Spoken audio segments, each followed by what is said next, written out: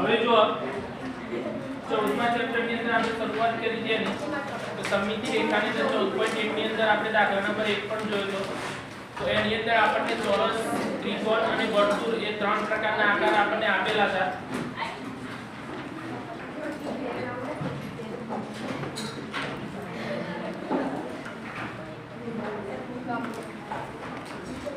તો એ જે ત્રણ પ્રકારના આપણને આકાર આપ્યા હતા તેમાં આપણે સમમિતિ રેખા આપણને ખબર છે કે ચોરસ હોય તો ચોરસની સમમિતિ રેખા 4 હોય, ત્રિકોણ હોય તો એમાં ત્રિકોણમાં જો પ્રકાર અલગ અલગ હોય તેમાં સમમિતિ રેખાની સંખ્યા પણ બદલાય છે.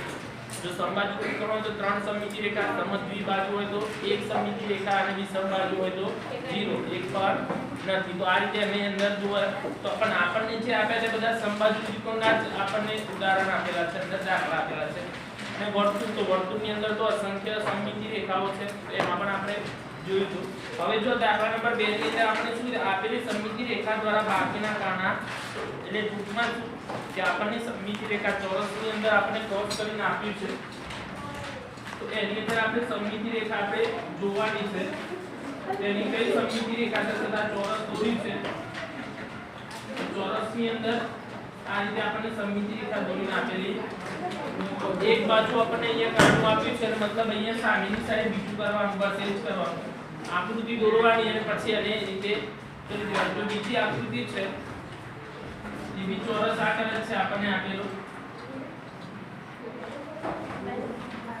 એમાં સમમિતિ રેખા આપણને આડી આપી છે, અહીંયા આ રીતે આપેલું છે તો સામે નીચે ઉપરની સાઈડ આપણે એને કરી દઈશું એટલે પણ થઈ જશે.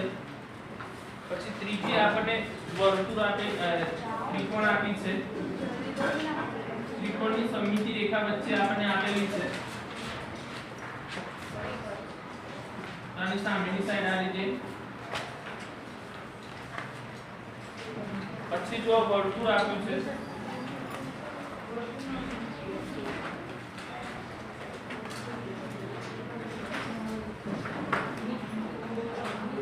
પાછળનું પણ વર્તુળ જ છે.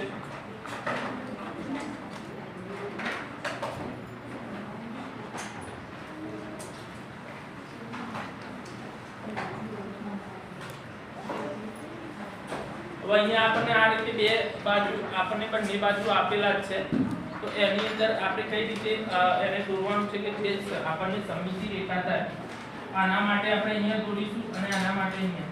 તો ટૂંકમાં આપણે બે કાણા એના દોરવાના થશે.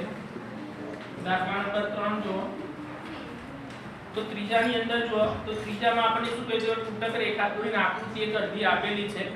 દરેકનું ધ્યાન અહીંયા કોઈ લખવાનું નથી, ધ્યાન રાખો તો દોરવાનું પણ નથી. તો અહીંયા આપણને તૂટક રેખાથી અડધી આકૃતિ દોરીને આપી છે અને સેમ ટુ સેમ એની સામેની આપણે બીજી એની આકૃતિ દોરવાની છે. જો આપણને પહેલો જે ભાગ આપ્યો છે ચોરસનો અડધો ભાગ આપેલો છે એટલે સમમિતિ રેખા પ્રમાણે એનો આપણને જે ભાગ આપ્યો છે દોરી આપણે આ રીતનો ભાગ આપણને આપેલો છે.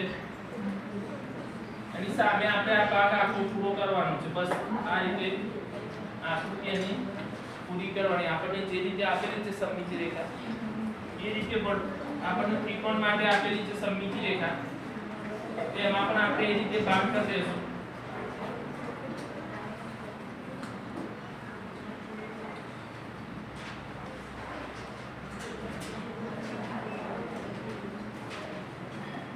તો આવડશે ને ભાઈ? તો દરેકમાં એ રીતે તમારે એની સામે બીજો ભાગ જોઈન્ટ એની જે રીતે આપ્યો છે એ જ રીતે સામેનો ભાગ દોરવાનો છે કે જેની સમમિતિ રેખા આપણને જોશું આપણે એટલે ખબર પડી જાય આપણને કે સમમિતિ રેખા એની મળશે. જે પ્રમાણે આપણને ભાગ આપેલો હોય એ પ્રમાણેનો ભાગ દોરી જશે.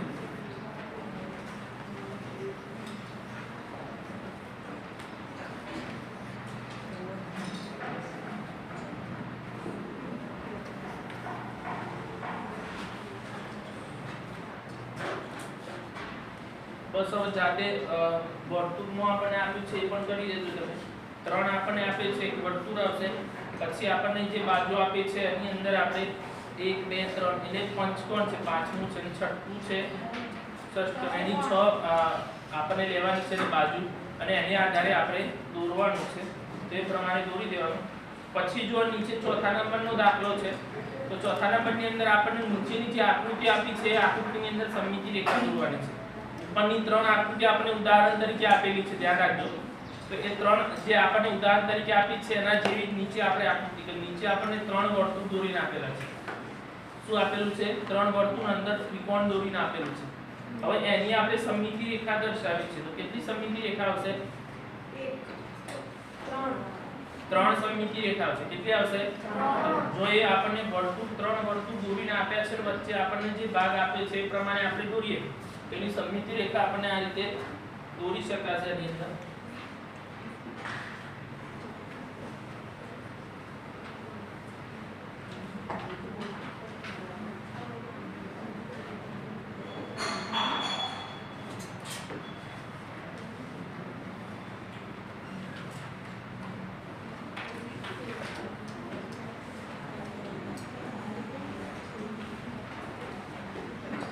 બરાબર આ રીતે આપણને આપેલું છે. તો એની સમમિતિ રેખા જો એક આ રીતે ઊભી આપણે દોરીએ, પછી એક રીતે આડી અને એક આ ક્રોસ, તો કેટલી થશે? 3 સમમિતિ રેખા થશે. તો દરેકની અંદર એ રીતે. પછી જો બીજા નંબર, તો બીજા નંબરની અંદર કેટલી સમમિતિ રેખા આવશે? 2. કેટલી આવશે? 2.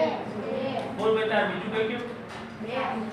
તો પછી 2 આવશે. કેટલી આવશે?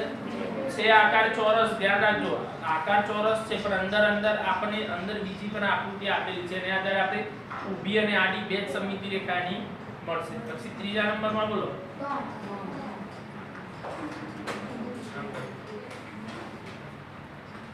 બોલો 3 મળશે. જે રીતે આપણે સમબાજુ ત્રિકોણમાં કરીએ છીએ એ રીતે 3 આપણે સમમિતિ રેખા કરી દેવાની છે. પછી ચોથા નંબરમાં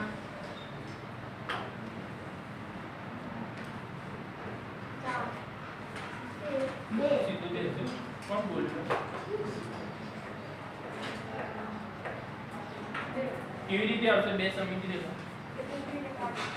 બેસો.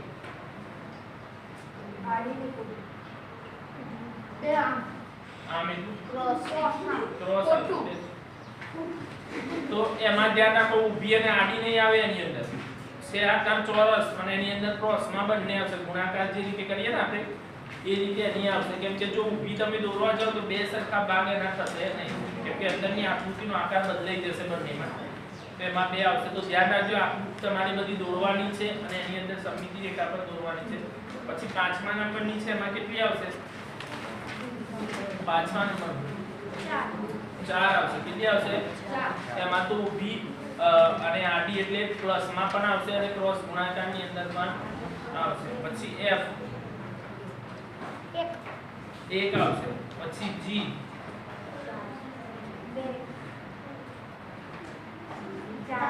4 આવે. કેટલી આવે? 4. પછી H માં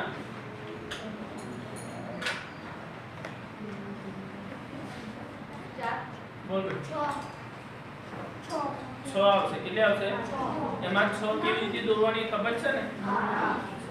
જો અંદરના જે ભાગ છે અંદરનો ભાગ પડશે ને બહારનો જે આપણને આપ્યો છે એ પ્રમાણે, તો એ પ્રમાણેની એની આકૃતિ જો એમાં ઊભો ભાગ આવશે, પછી ક્રોસ પર આડો અને ઊભો બે થઈ ગયા ને, પછી ક્રોસમાં બે સાઈડ 2 આવશે એટલે 2 આપણે એને ટોટલ 6 દોરવાની છે. પછી જો દાખલા નંબર 5 જે આપ્યો છે આપણને, એની અંદર ચોરસ ખાના આપ્યા છે. 4 ને 4 8 ખાનાનું આપણને આપેલું છે આ રીતે.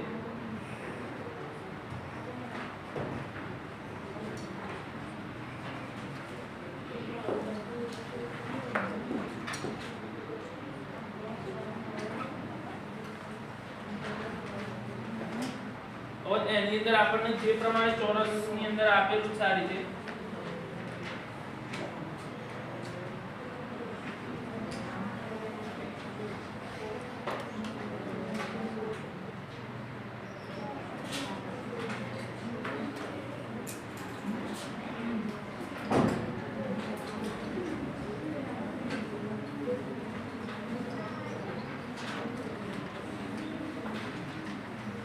હવે જો આ 4 ખાનાનું ચોરસ આપણને આડા 4 ને ઊભા 4 એવી આપણને આકૃતિ તો કેવી છે? ચોરસ જ છે.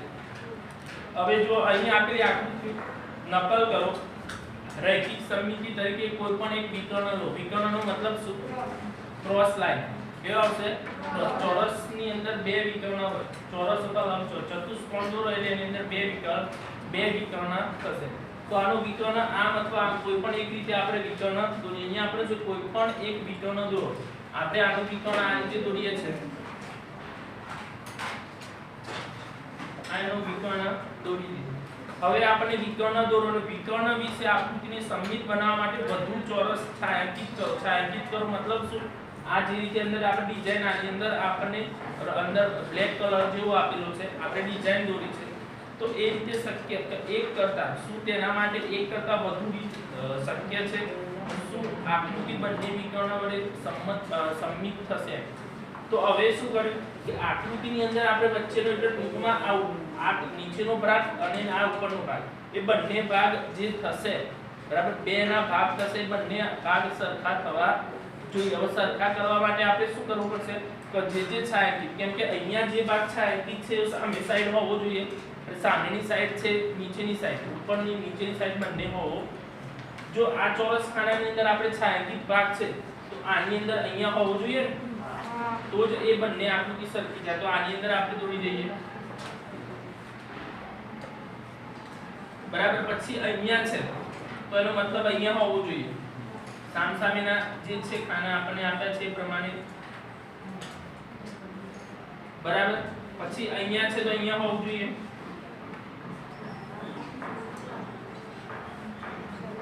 અને અહીંયા છે તો નીચેનો ભાગમાં અહીંયા હોવો જોઈએ બરાબર તો આ રીતે એને આપણે બાકીના ચાર આપણને ભાગ આપેલા છે કે પેલા બાકીના ચારમાં આપણે જાતે કરવાનું હવે શું કીધું આપણને તો શું તેના માટે એક કરતા વધુ રીતે શક્ય એટલે આપણે એની અંદર જોઈએ વિકર્ણ શું આકૃતિ બંને વિકર્ણ માટે સમમિત થાય બંને વિકર્ણ એટલે જો આ વિકર્ણ દોરો તો પણ આકૃતિ સેમ જ દેખાશે ને આપણે ચોરસ દોરી દીધા હોય તો આપણે કોઈ પણ વિકર્ણ આમ દોરો કે આમ દોરો આપણે એને સેમ વિકર્ણ પ્રમાણે દોરી શકીએ જે આપણને આપ્યું હતું એ પ્રમાણે આપણે દોરી એ પ્રમાણે એને થઈ જશે તો આ રીતે એની આકૃતિ દોરવાની પડી ખબર દાખલા નંબર 5 સુધી કરી દો પછી આગળ આપણે 6 શીખવાડીએ તમને વ્યવસ્થિત આકૃતિ દોરજો ધ્યાન રાખજો પેન્સિલથી જ આકૃતિ દોરાવી જોઈએ પેનનો ઉપયોગ કરવાનો નથી જ્યાં સ્કેલનો ઉપયોગ કરવાનો ત્યાં સ્કેલનો પણ થવો જોઈએ ઉપયોગ વેટ ઉતારવાની નહીં આકૃતિ દોરવાની અવાજ નથી કરવાનો મેં તમને કીધું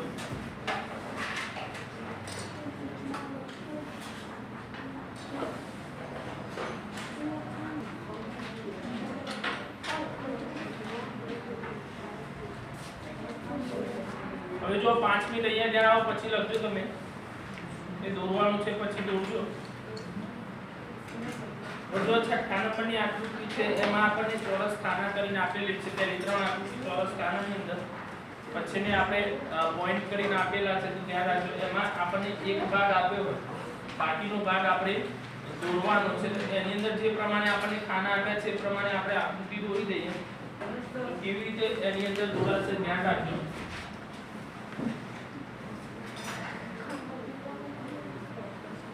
એક બે ત્રણ ચાર પાંચ 6 7 અને 8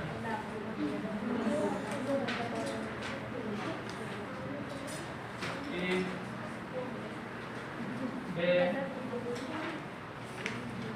આઠ ખાના દોરી દેવાના તમારે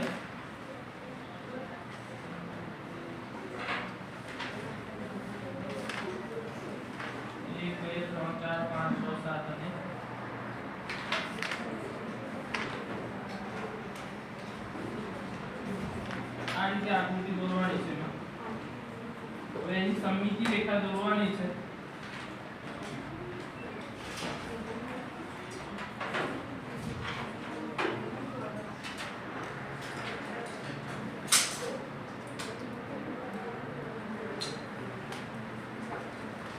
તમારી ચોરસ ખાના કમ્પ્લીટ આવવા જોઈએ તો રેખા તમારી સમમિતિ રેખા સીધી આવશે જો ચોરસ ખાના નહીં હોય તો સમમિતિ રેખા કમ્પ્લીટ આવશે એટલે ચોરસ ખાના આપણે આકૃતિ કેમ કે આપણે જો તો સ્કેલ હોય તો સ્કેલ થી તો બે આકૃતિ અને દોરા છે તમારે એ પ્રમાણે એને દોરી દેવાના. હવે જો એની અંદર આપણને જે ભાગ આપ્યો છે એ પ્રમાણેનો આપણે દોરવો છે તો કેવી રીતે દોરાશે? ચાર ખાના જે પ્રમાણે દોરેલા છે આપણે 1 2 3 અને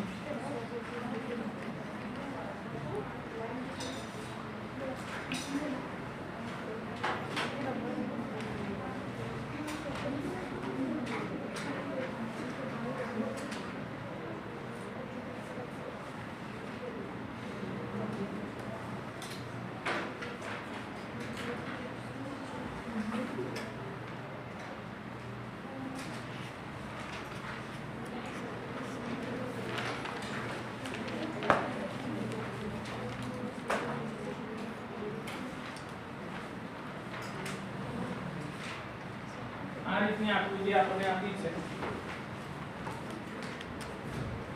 હવે આ બીજી આકૃતિ સેમ ટુ સેમ અહીંયા આપણે આ સાઈડ દોરવી છે તો કેવી રીતે દોરાશે? તો એ ભાગ આપણે અહીંયા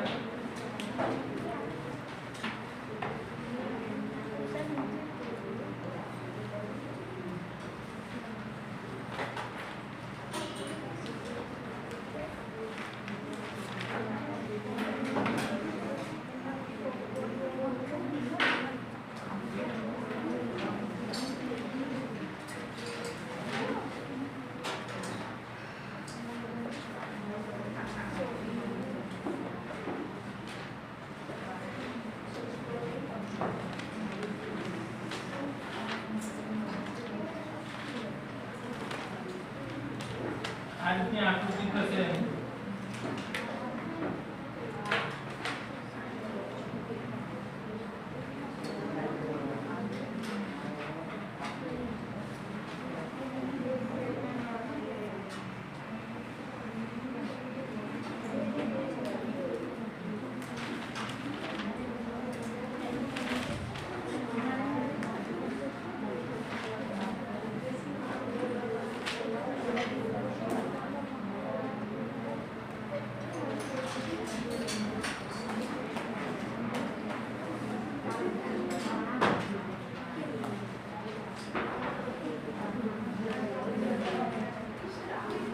આ રીતે આકૃતિ દોરવાની છે તમારે.